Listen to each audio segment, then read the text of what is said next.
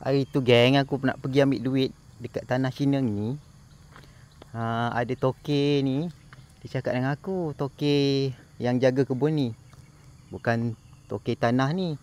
Dia cakap, nanti kalau awak pergi sana, kebun, potong sawit, nanti awak tolong ambilkan troli katanya.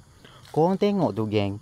Itu sarang tabuan yang dah jatuh pada pokok geng. Hari tu dia kat pokok. Lepas tu dia dah jatuh, agaknya pelepas tu dah buruk, dia dah jatuh. Jadinya dia stay ada.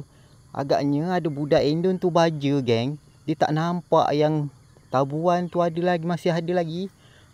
Kita sorong dia kat situ. Lepas tu bos tu suruh ambil. Nanti kalau awak boleh ambil, tolong ambil Kita sorong dia, aku dah ambilkan tu. Kita boleh tengok geng. Ni kereta sorong aku. Tengok masih ada baju lagi geng. Masih ada baju lagi. Dia cakap dia banyak kena gigit tabuan. Tengok. Kesan dia bakar-bakar. Agaknya dia tak nampak geng kat situ ada tabuan. Agaknya dia tabur baja je. Aku memang aku dah tahu. Aku memang jaga kat situ. Agaknya dia tak nampak. Dia ingat dah tak ada tabuannya. Dia tabur baja. Sekali kena. Sekali tinggal. Bos tu suruh aku ambil. Suruh tolong letak kat luar dia. Dia takut nak ambil.